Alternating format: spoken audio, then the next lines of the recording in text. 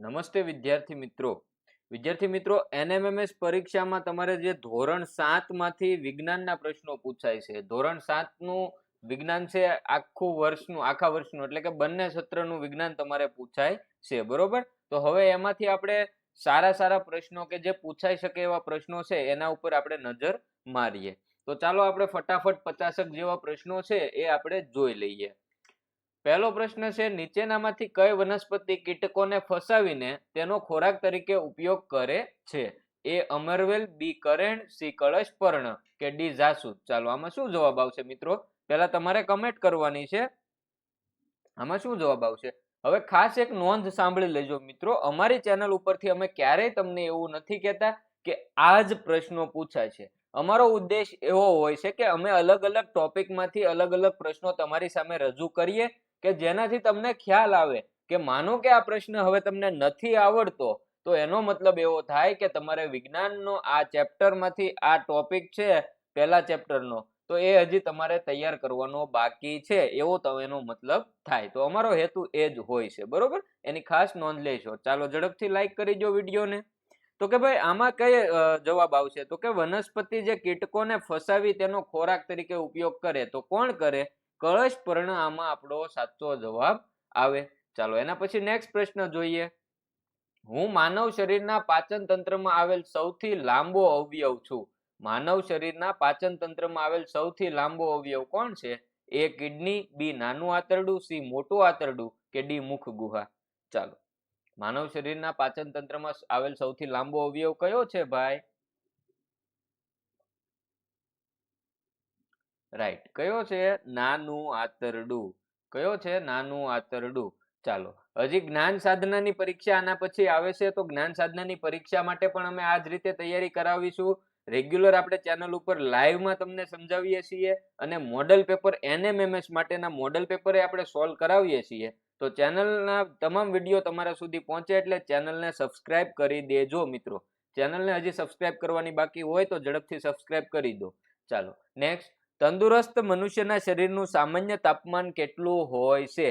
98.6 degree Celsius, 87.5 degree Celsius, 37 degree Celsius કે 37 degree Fahrenheit. ખાસ એની પાછળ કયો એકમ લખેલો છે એ જોવાનું છે. અહીંયા ડિગ્રી સેલ્સિયસ છે કે ડિગ્રી ફેરનહીટ છે એના ઉપર તમારો સાચો જવાબ નક્કી થાય ભાઈ, બરોબર? તો 98.6 ડિગ્રી સેલ્સિયસ જે લોકો કોમેન્ટ કરતા હોય તો મિત્રો એ ન આવે. મનુષ્યના શરીરનું સામાન્ય તાપમાન છે 37 ડિગ્રી સેલ્સિયસ. સેલ્સિયસ કીધું છે, 37 ડિગ્રી સેલ્સિયસ તાપમાન થશે, બરોબર? ચાલો નેક્સ્ટ પ્રશ્ન.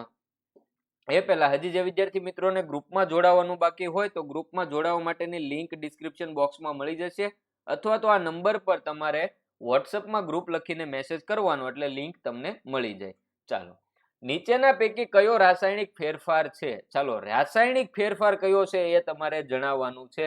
એ દૂધનું ફાટી જવું, બી કાગળમાંથી હોડી બનાવવી, સી બરફનું પીગળવું કે ડી આપેલ પૈકી એક પણ નહીં. તો રાસાયણિક ફેરફાર આમાં કયો છે ભાઈ? રાસાયણિક ફેરફાર કયો છે? રાઈટ, એ દૂધનું ફાટી જવું એ રાસાયણિક ફેરફાર છે. ચાલો નેક્સ્ટ પ્રશ્ન જોઈએ. વનસ્પતિ ઉચ્છ્વાસમાં કયો વાયુ બહાર કાઢે છે? વનસ્પતિ છે એ ઉચ્છ્વાસમાં કયો વાયુ બહાર કાઢે છે? એ CO2, બી O2, સી N2 કે ડી H2. વનસ્પતિ ઉચ્છ્વાસમાં કયો વાયુ બહાર કાઢે ભાઈ? તો હવે જે મિત્રોના મગજમાં ઓક્સિજન રહેલું હોય તો મિત્રો મગજમાંથી એ ખાસ યાદ રાખજો કે પ્રકાશ સંશ્લેષણની ક્રિયા દરમિયાન ઓક્સિજન છૂટો પડે. વનસ્પતિ પોતાના ઉચ્છ્વાસમાં તો કાર્બન ડાયોક્સાઇડ જ છૂટો પાડે. વિકલ્પ એ આપણો જવાબ આવે, બરોબર? ચાલો નેક્સ્ટ પ્રશ્ન. હૃદયના નીચેના બે ખંડોને ખાલી જગ્યા તરીકે ઓળખવામાં આવે છે. એ કર્ણકો, બી મહાશિરા, સી ક્ષેપકો કે ડી મહાધમની. હૃદયના નીચેના જે બે ખંડ છે એને શું કહેવાય? ચાલો, હજી મિત્રો લાઈક કરવાનું જેમને બાકી છે એ વિડીયોને લાઈક કરી દેશે ફટાફટ. ચેનલને સબસ્ક્રાઇબ કરી દો. અમે જ્યારે પણ વિડીયો મોકલીએ, બરોબર, મૂકીએ તમારા સુધી નોટિફિકેશન આવે. એનએમએમએસ ના મોડલ પેપર અમે સોલ્વ કરાવતા હોઈએ, સાંજે આપણે લાઈવ કરીને તમને સમજાવતા હોઈએ. અને જ્ઞાન સાધનાની પરીક્ષાની પણ તૈયારી આપણે કરાવીશું. તો ચેનલને સબસ્ક્રાઇબ કરી દો. ચાલો, તો કે ભાઈ હૃદયના નીચેના બે ખંડોને શું કહેવાય? ક્ષેપકો કહેવાય. શું કહેવાય વાલા વિદ્યાર્થી? ક્ષેપકો કહેવાય. ચાલો નેક્સ્ટ. યીસ્ટના કોષમાંથી એક નાનું બલ્બ જેવું પ્રલંબન જોવા મળે છે, એને ખાલી જગ્યા કહે છે. એને શું કહેવાય? એ પર્ણકલિકા, બી કલિકા, સી કક્ષકલિકા કે ડી અવખંડન? ચાલો, યીસ્ટમાંથી જે નાનું બલ્બ જેવું પ્રલંબન બહાર નીકળે એને શું કહેવાય ભાઈ? એને કહેવાય કલિકા. ચાલો નેક્સ્ટ પ્રશ્ન. પદાર્થે એકમ સમયમાં કાપેલ અંતરને તે પદાર્થની ખાલી જગ્યા કહેવાય. એકમ સમયમાં પદાર્થે જે અંતર કાપેલું હોય, બરોબર, એકમ સમયમાં પદાર્થ જે અંતર કાપે છે તેને પદાર્થની શું કહેવાય? એ ઝડપ, બી સમય, સી આવર્તકાળ કે ડી અંતર? ચાલો, તો કે ભાઈ તમને ખ્યાલ હોય તો આ એની વ્યાખ્યા થઈ ગઈ કે પદાર્થે એકમ સમયમાં કાપેલા અંતરને તે પદાર્થની ઝડપ કહેવાય છે. શું કહેવાય? ઝડપ કહેવાય. ચાલો નેક્સ્ટ પ્રશ્ન જુઓ. કયા વૈજ્ઞાનિકે વિદ્યુત બલ્બની શોધ કરી હતી? કયા વૈજ્ઞાનિકે વિદ્યુત બલ્બની શોધ કરી હતી? A Louis Pasteur, C B Galileo, C Thomas Alva Edison કે ડી આઇન્સ્ટાઈન? વિદ્યુત બલ્બની શોધ કોણે કરી હતી મિત્રો? ચાલો, તો કે કોણે કરી હતી? થોમસ આલ્વા એડિસને વિદ્યુત બલ્બની શોધ કરી હતી. ચાલો નેક્સ્ટ. મિતુલ સમતલ અરીસામાં તેનું પ્રતિબિંબ જુએ છે. તેના પ્રતિબિંબ અને અરીસા વચ્ચેનું અંતર 8 મીટર છે. એટલે ભાઈ આ પહેલું પોઝિશન થઈ. અહીંયા અરીસો છે, અહીંયા મિતુલ છે અને અહીંયા એનું પ્રતિબિંબ છે. હવે આ પ્રતિબિંબ અને અરીસા વચ્ચેનું અંતર 8 મીટર છે. જો તે અરીસા તરફ 4 મીટર ખસે તો મિતુલ અને તેના પ્રતિબિંબ વચ્ચે કેટલું અંતર રહેશે? તો હવે ભાઈ મિતુલ છે એ અરીસા તરફ 4 મીટર ખસ્યો તો એનો મતલબ એવો થયો કે જો અહીંયા 8 મીટર છે તો અહીંયા પણ 8 મીટર હોય. સમતલ અરીસો છે તો વસ્તુનું અરીસાથી અંતર અને પ્રતિબિંબનું અરીસાથી અંતર સરખું હોય. તો હવે 4 મીટર અરીસા તરફ ખસે તો હવે અરીસાથી એનું અંતર 4 મીટર, તો એના પ્રતિબિંબનું અંતર અરીસાથી 4 મીટર. આપણને અહીંયા પૂછ્યું છે મિતુલ અને એના પ્રતિબિંબ વચ્ચેનું અંતર. તો મિતુલ અને પ્રતિબિંબ વચ્ચેનું અંતર કેટલું થાય? 4 + 4 8 મીટર થાય. ચાલો નેક્સ્ટ પ્રશ્ન. હાલો, હજી લાઈક કરવાનું બાકી હોય ઝડપથી લાઈક કરી દો. તમારા મતે ખોરાકની દ્રષ્ટિએ મોટા ભાગની વનસ્પતિ કેવા પ્રકારની હોય છે? એ સ્વયંપોષી, બી મૃતોપજીવી, સી પરપોષી કે ડી આપેલ તમામ? મોટા ભાગની વનસ્પતિ કીધું છે તો મોટા ભાગની વનસ્પતિ કેવી હોય ભાઈ? ચાલો ફટાફટ જવાબ આપો. હજી જેમને સબસ્ક્રાઇબ કરવાનું બાકી છે એ ચેનલને સબસ્ક્રાઇબ કરી દો. ચાલો, તમને ઘણા અમે ઉપયોગી થશું ભાઈ. એનએમએમએસ માં તો ઉપયોગી થશું, જ્ઞાન સાધનાની પરીક્ષામાં પણ આપણે વધારે પડતા ઉપયોગી થશું. ચેનલને સબસ્ક્રાઇબ કરવાનું ભૂલતા નહીં. તો કે ભાઈ એમાં આવે સ્વયંપોષી. શું આવે જવાબ? સ્વયંપોષી. ચાલો નેક્સ્ટ પ્રશ્ન. નીચેનામાંથી કયો સીવેજ ઘટક કોલેરા અને ટાઇફોઇડ રોગ માટે જવાબદાર છે? એ તેલ, બી યુરિયા, સી બેક્ટેરિયા કે ડી આપેલ તમામ? કયો સીવેજ ઘટક છે કોલેરા અને ટાઇફોઇડ રોગ થવા માટે જવાબદાર છે ભાઈ? ચાલો, શું જવાબ આવે? બેક્ટેરિયા. શું જવાબ આવે? બેક્ટેરિયા. ચાલો નેક્સ્ટ. પાણી સ્ત્રોતમાં પહોંચે તે પહેલા બધા પ્રદૂષકોને દૂર કરવાની પદ્ધતિને શું કહેવાય? એ બાર સ્ક્રીનિંગ, બી અવસાદન, સી સીવેજ ટ્રીટમેન્ટ કે ડી ક્લોરીન ટ્રીટમેન્ટ?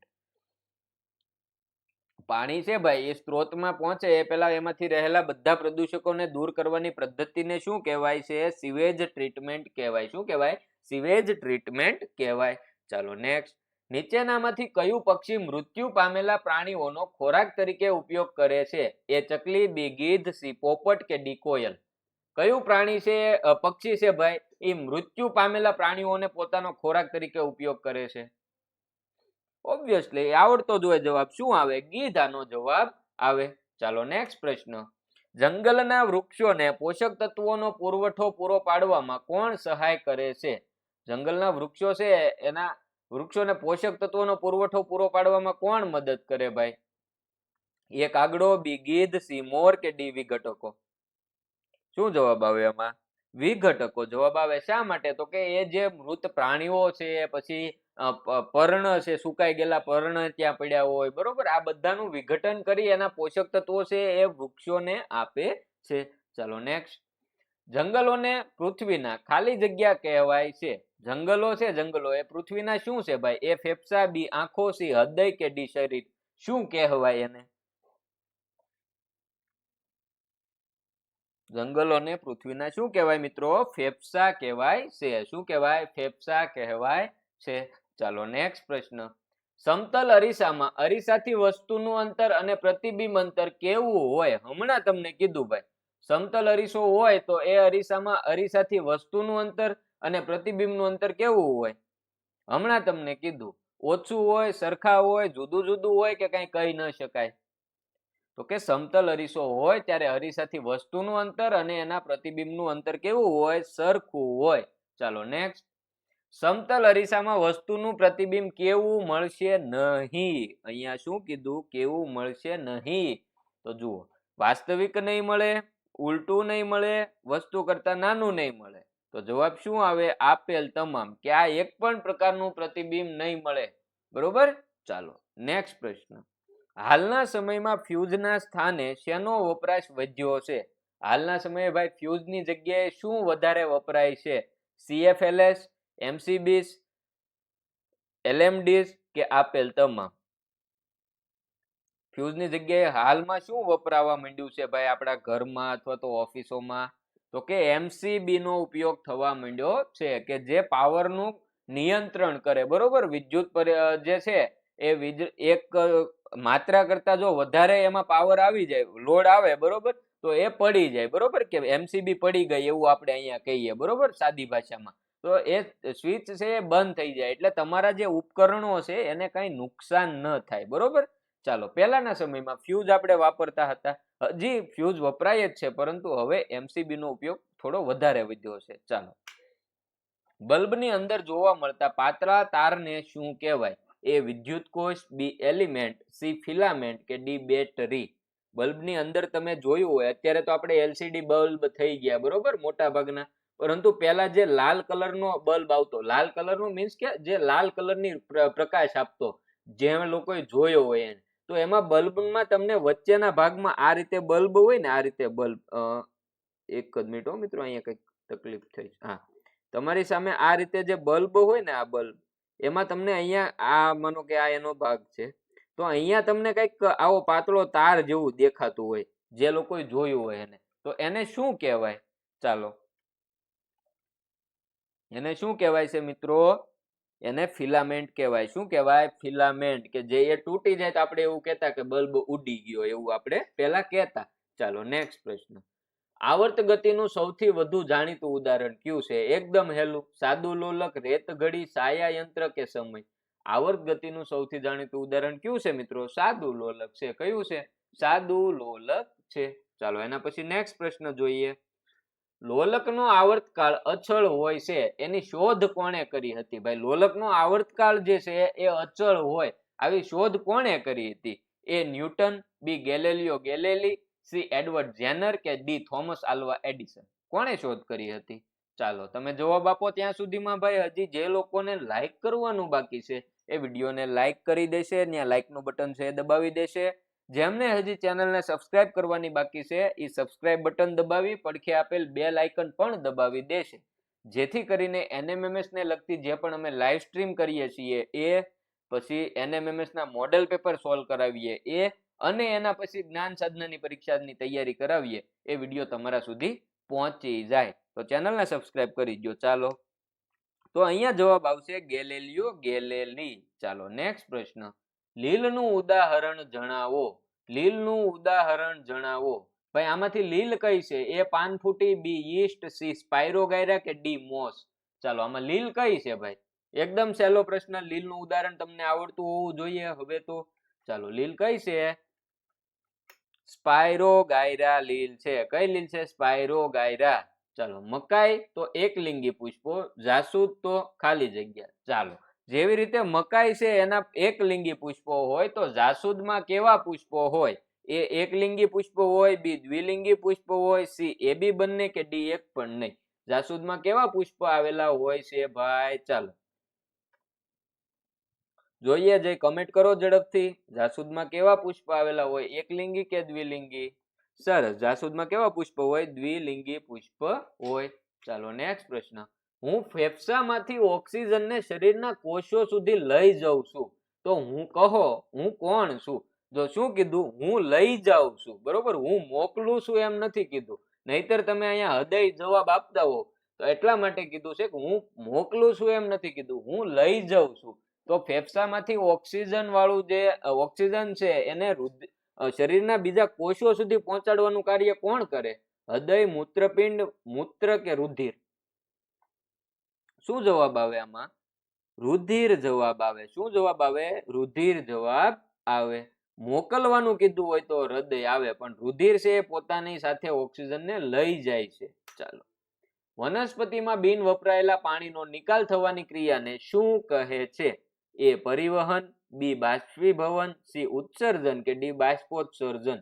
વનસ્પતિમાં ભાઈ જે પાણી છે, હવે એ પાણી જેને જરૂર નથી, વપરાયા વગરનું પડ્યું રહ્યું, એ પાણીનો એ નિકાલ કરે, એ નિકાલને શું કહેવાય? પરિવહન, બાષ્પીભવન, ઉત્સર્જન કે બાષ્પોત્સર્જન? શું કહેવાય? સરસ, એને શું કહેવાય? બાષ્પોત્સર્જન કહેવામાં આવે છે. ચાલો નેક્સ્ટ પ્રશ્ન. હવાની ગેરહાજરીમાં જીવી શકે તેવા સજીવોને ખાલી જગ્યા કહે છે. ભાઈ, હવાની ગેરહાજરીમાં જીવી શકે એવા સજીવોને શું કહેવાય? એ જારક જીવી, બી ઉભયજીવી, સી અજારક જીવી કે ડી પરોપજીવી? તો કે હવાની ગેરહાજરીમાં જીવી શકે એવા સજીવોને શું કહેવાય? અજારક જીવી કહેવાય. શું કહેવાય? અજારક જીવી કહેવાય. ચાલો, એના પછી નેક્સ્ટ પ્રશ્ન જોઈએ. જારક શ્વસનમાં કયા વાયુની જરૂર પડે છે? જારક શ્વસનમાં કયા વાયુની જરૂર પડે ભાઈ? એ O2, બી O3, સી O2 કે સી CO2 કે ડી આપેલ એક પણ નહીં? ચાલો, જારક શ્વસનમાં કયા વાયુની જરૂર પડે? સરસ, જારક શ્વસનમાં કયા વાયુની જરૂર પડે? ઓક્સિજન વાયુની જરૂર પડે. ચાલો, નીચેના પૈકી કયો રાસાયણિક ફેરફાર નથી? એ કોલસાનો ભૂકો કરવો, બી કોલસાને સળગાવવો, સી દૂધનું ફાટી જવું, સી સોનાના પથ્થરનું વિઘટન કરવું? ભાઈ, રાસાયણિક ફેરફાર નથી એમ તમને કીધું, તો આમાંથી રાસાયણિક ફેરફાર કયો નથી? યસ, કોલસાનો ભૂકો કરવો એ કઈ રાસાયણિક ફેરફાર નથી, બરોબર. ચાલો નેક્સ્ટ પ્રશ્ન જુઓ. હાલો, કાંટ લાગવા માટેની ક્રિયા માટે ખાલી જગ્યા અને ખાલી જગ્યાની હાજરી અનિવાર્ય છે. કાંટ લાગવા માટે ભાઈ કોની કોની હાજરી જરૂરી છે? કાર્બન ડાયોક્સાઇડ અને પાણીની, ઓક્સિજન અને ભેજની, સૂનો અને પાણી, ઓક્સિજન અને સૂનો? કોની હાજરી જરૂરી છે? ચાલો ફટાફટ તમે જવાબ આપો. હજી જે મિત્રોને લાઈક કરવાનું બાકી હોય એ લાઈક કરી દો યાર, બરોબર. તમે લાઈક કરો એનાથી અમને પ્રોત્સાહન મળે. આવા નવા પ્રશ્નો છે, નવા મોડેલ પેપર તમારા માટે લાવ્યા કરીએ, તો લાઈક કરી દો. પછી આ મોડેલ પેપર આવે છે ચેનલ ઉપર, પછી આવા પ્રશ્નો આવે છે, જ્ઞાન સાધનાની તૈયારી માટે અમે લાઈવ કરીએ, એ બધું તમારા માટે આવતું રહે, તમને જાણ થતી રહે, એના માટે ચેનલને સબસ્ક્રાઇબ કરવી જરૂરી છે. તો ચેનલને સબસ્ક્રાઇબ કરી દેજો. તો કે ભાઈ, કાટ લાગવાની પ્રક્રિયા માટે ઓક્સિજન અને ભેજની હાજરી હોવી જરૂરી છે. ઓક્સિજન અને ભેજની હાજરી હોય તો કાટ લાગે. ચાલો, ધોવાના સોડાનું રાસાયણિક નામ શું છે? ધોવાનો સોડા છે એનું રાસાયણિક નામ શું છે ભાઈ? A sodium chloride, B sodium hydrogen carbonate, C sodium hydroxide કે ડી ઝિંક કાર્બોનેટ? ધોવાના સોડાનું રાસાયણિક નામ શું છે મિત્રો? સોડિયમ હાઇડ્રોજન કાર્બોનેટ કે સોડિયમ બાયકાર્બોનેટ પણ કહી શકીએ. ચાલો નેક્સ્ટ. ટાર્ટરિક એસિડ નીચેનામાંથી શામાં જોવા મળે છે? ભાઈ, નીચે આપેલા શેમાં ટાર્ટરિક એસિડ હોય છે? એ દ્રાક્ષમાં, બી નારંગીમાં, સી પાલકમાં કે ડી સફરજનમાં? ચાલો, ટાર્ટરિક એસિડ શેમાં હોય ભાઈ? સરસ, દ્રાક્ષમાં ટાર્ટરિક એસિડ આવેલું હોય છે. ચાલો નેક્સ્ટ પ્રશ્ન. શૂન્યાવકાશમાં ઉષ્માનું પ્રસરણ કઈ રીતે થાય છે? શૂન્યાવકાશમાં ભાઈ ઉષ્માનું પ્રસરણ કઈ રીતે થાય? એ ઉષ્મા વહનની રીતે, બી ઉષ્મીય વિકિરણની રીતે, સી ઉષ્મા નયનની રીતે કે ડી આપેલ તમામ? શૂન્યાવકાશમાં ઉષ્માનું પ્રસરણ કઈ રીતે થાય? ઉષ્મીય વિકિરણની રીતે થાય, કારણ કે ઉષ્મીય વિકિરણમાં ઉષ્માના પ્રસરણ માટે એમને કોઈ પણ માધ્યમની જરૂર પડતી નથી. ચાલો નેક્સ્ટ પ્રશ્ન જોઈએ. તમે ઉનાળાના ગરમ દિવસોમાં બહાર ફરવા જાવ છો તો તમે કયા રંગનો શર્ટ પહેરવાનું પસંદ કરશો? એ લાલ રંગનો, બી કાળા રંગનો, સી વાદળી રંગનો કે ડી સફેદ રંગનો? તો હવે આમાં ભાઈ અમુક પાછા દોઢ ડાયા એવું કે છે કે ભાઈ હું તો લાલ રંગનો પહેરું, મને હું બરોબર હું કાળા રંગનો પહેરું, હું તો વાદળી રંગનો પહેરું. પણ મિત્ર અહીંયા આપણે તાર્કિક રીતે જવાબ આપવાનો છે કે ભાઈ ઉનાળાના દિવસોમાં તમે બહાર ફરવા જાઓ તો કયા રંગનો શર્ટ પહેરવો જોઈએ? તો કે સફેદ રંગનો શર્ટ પહેરવો જોઈએ. શા માટે? તો કે ઉષ્માનું શોષણ ઓછું કરે છે, ગરમીનું શોષણ ઓછું કરે છે, તો તમને વધારે ગરમી ન લાગે એટલા માટે સફેદ રંગનો શર્ટ પહેરવો જોઈએ. બાકી તમને મન પડે તમે પહેરી શકો, પણ અહીંયા તાર્કિક રીતે જવાબ આપવામાં આપણે વિકલ્પ ડી સફેદ રંગનો એમ જવાબ આપવું પડે. બરોબર, ત્યાં આપણા ઘરનું ન ચાલે. ચાલો, નીચેનામાંથી કયા સજીવમાં ખોટા પગ આવેલા હોય છે? કયા સજીવમાં ભાઈ ખોટા પગ આવેલા હોય? એ મનુષ્ય, બી ગાય, સી અમીબા કે ડી મધમાખી? એકદમ હેલો પ્રશ્ન. અમીબામાં ખોટા પગ નિર્માણ થાય છે કે જેનાથી એ ખોરાકનું શું કરે? ગ્રહણ કરે છે. તો આ એક પ્રશ્નમાં બે પ્રશ્ન આપણે જોઈ લીધા કે ભાઈ અમીબા છે ખોરાકનું ગ્રહણ કઈ રીતે કરે? તો કે ખોટા પગો વડે. ચાલો, નીચેનામાંથી શરીરના કયા અવયવમાં મંદ હાઇડ્રોક્લોરિક એસિડનો સ્ત્રાવ થાય છે? શરીરના કયા અવયવમાં ભાઈ મંદ હાઇડ્રોક્લોરિક એસિડ HCl નો સ્ત્રાવ થાય? એ મુખ, બી મોટું આંતરડું, સી જઠર કે ડી કિડની? ચાલો, કયા અંગમાં ભાઈ હાઇડ્રોક્લોરિક એસિડ નો સ્ત્રાવ થાય? રાઈટ, શેમાં થાય? જઠરમાં થાય છે. કે ઘણીવાર એનો પછી હાઇડ્રોક્લોરિક એસિડ નો જે સ્ત્રાવ છે વધી જાય તો એના લીધે તમને એસિડિટી જે આપણે કહીએ એસિડિટી થવાના ચાન્સ વધે છે. ચાલો, નેક્સ્ટ પ્રશ્ન. લીલી વનસ્પતિ પોતાનો ખોરાક જાતે બનાવે છે, તેથી લીલી વનસ્પતિને નીચેનામાંથી શું કહી શકાય? એકદમ હેલું છે ભાઈ. એ સ્વાવલંબી, બી પરપોષી, સી મૃતોપજીવી કે ડી પરોપજીવી? પોતાનો ખોરાક જાતે બનાવે છે તો એને શું કહી શકાય ભાઈ? રાઈટ, શું કહી શકાય? સ્વાવલંબી કહી શકાય. ચાલો, નેક્સ્ટ. રાઇઝોબિયમ એ શાનું ઉદાહરણ છે? અલા ભાઈ, આ તો આપણે એક ધારા ભણતા ભણતા આવી. રાઇઝોબિયમ શેનું ઉદાહરણ છે ભાઈ? પરોપજીવી, કીટાહારી, બેક્ટેરિયા, વનસ્પતિ? શેનું ઉદાહરણ છે? રાઇઝોબિયમ બેક્ટેરિયાનું ઉદાહરણ છે. ચાલો, વનસ્પતિના કયા અંગને ખોરાક બનાવવાના કારખાના કહી શકાય? વનસ્પતિના કયા અંગને ભાઈ ખોરાક બનાવવાના કારખાના કહેવાય? એ મૂળ, બી પર્ણ, સી પ્રકાંડ કે ડી ફળ? ખોરાક બનાવવાના કારખાના કોને કહેવાય ભાઈ? પર્ણને કહેવાય. ચાલો, નેક્સ્ટ. સ્ટાર્ચનું સરળ શર્કરામાં રૂપાંતરણ કરવાનું કાર્ય કોનું છે? એ લાળ રસ, બી રસાંકુરો, સી કોષ કે ડી મુખ ગુહા? ભાઈ આપણે જે ખાઈએ બરોબર ખોરાક, એમાં જે સ્ટાર્ચ હોય એનું સરળ શર્કરામાં રૂપાંતર કરવાનું કાર્ય કોનું છે? ચાલો, ઝડપથી જવાબ આપો મિત્રો. ત્યાં સુધી હજી જે બાળકોને લાઈક કરવાનું બાકી છે એ વિડીયોને લાઈક કરી દેશે. જે બાળકો ચેનલ ઉપર નવા આવેલા છે અને હજી ચેનલને સબસ્ક્રાઇબ નથી કરેલી તો એ ચેનલને સબસ્ક્રાઇબ કરી દેશે. સબસ્ક્રાઇબ કરવાના ફાયદા તો કે NMMS ના મોડલ પેપર, NMMS ની લાઈવ સ્ટ્રીમ, જ્ઞાન સાધના પરીક્ષા માટેની તૈયારી, આ બધું અહીંયા ફ્રીમાં તમને મળશે.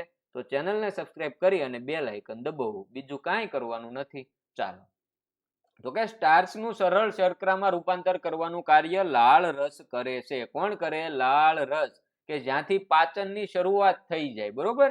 ચાલો, પિત્તરસ શાના પાચનમાં મહત્વનો ભાગ ભજવે છે? એ પ્રોટીન, બી ચરબી, સી કાર્બોદિત કે ડી આપેલ તમામ? પિત્તરસ છે એ કોના ભાઈ પાચનમાં મહત્વનો ભાગ ભજવે? પ્રોટીનના, ચરબીના, કાર્બોદિતના કે આ બધાયના? તો કે પિત્તરસ છે એ ચરબીના પાચનમાં મહત્વનો ભાગ ભજવે છે. ચાલો, નેક્સ્ટ. ઉષ્મા પ્રસરણની કઈ રીતમાં માધ્યમ જરૂરી નથી? ભાઈ ઉષ્મા પ્રસરણની કઈ રીતમાં માધ્યમ જરૂરી નથી? હમણાં મેં તમને કીધું. ઉષ્મા નયન, ઉષ્મા વહન, ઉષ્મા વિકિરણ કે ડી આપેલ તમામ? ઉષ્મા પ્રસરણની કઈ રીતમાં માધ્યમની જરૂર નથી? ઉષ્મા વિકિરણની રીતમાં. ચાલો, નેક્સ્ટ. દહીંમાં કયો એસિડ હોય છે? દહીંમાં કયો એસિડ હોય? ઓક્ઝેલિક એસિડ હોય, બી લેક્ટિક એસિડ હોય, સી સાઇટ્રિક એસિડ હોય કે ડી ટાર્ટરિક એસિડ હોય? દહીંમાં કયો એસિડ આવેલો હોય મિત્રો? સરસ, કયો એસિડ હોય? લેક્ટિક એસિડ હોય. ચાલો, હવામાં કેટલા ટકા ઓક્સિજન વાયુ રહેલો છે? હવામાં ભાઈ ઓક્સિજન છે કેટલા ટકા છે? એ 21%, બી 0.03%, સી 71% કે ડી 10%? હવામાં ઓક્સિજન નું પ્રમાણ કેટલું છે મિત્રો? ચાલો, સરસ, હવામાં ઓક્સિજન નું પ્રમાણ છે 21%. ચાલો, માછલી શાના દ્વારા શ્વસન કરે છે? એ નાસિકા છિદ્ર, બી ત્વચા, સી ઝાલરો કે ડી શ્વાસ નળી? માછલી શાના દ્વારા શ્વસન કરે મિત્રો? ઝાલરો દ્વારા શ્વસન કરે છે. શેના દ્વારા? ઝાલરો દ્વારા શ્વસન કરે છે. ઉનાળાના દિવસોમાં તમારા કપડા પર સફેદ ધબ્બા જોવા મળે છે.